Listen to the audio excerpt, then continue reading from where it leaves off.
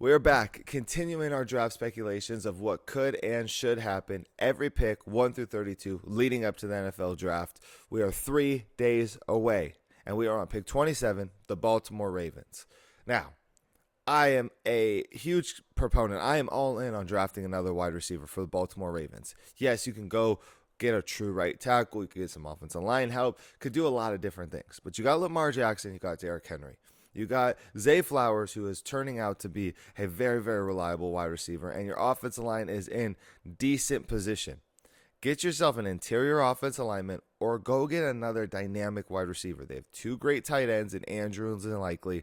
Get yourself two great receivers. You have Flowers, and then bring in somebody very talented if the board falls that way. Now, I know the Ravens, they always look defense. They build out these great defenses. They go defensive line. They'll bring in some linebackers, some safeties and corners, some role players.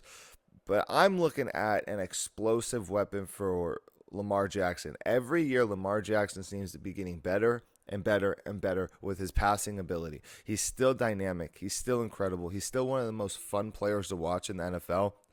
And you added Derrick Henry, which opens up so many different options, but bringing in a dynamic wide receiver could change the game. This guy, Emeka Ibuka, he's been kind of projected all over the board.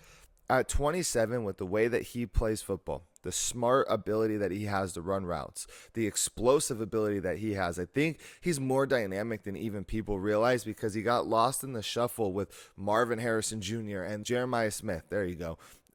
Incredible players, and he kind of fell to the wayside. He was picked wide receiver number 2 multiple years in a row because of that, but he's easily wide receiver number 1 at every other college on the planet.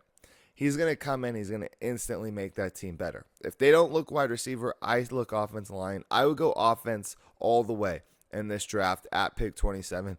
They have capital to move up in the draft as well. So if some of those pieces start to move and shift, or some pieces start to fall that they like, don't be shocked if they come up and grab somebody.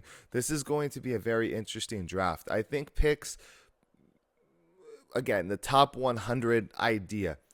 The top 150 to 100 player rating is stacked. But also that 1 through 20 is also really stacked. So either you drop back, gain value, and draft somebody later, or you come up, jump into that 20 range, and grab somebody that you know could be a day one starter. I think the Ravens are on the verge of doing something great to become that number 1 threat in the AFC.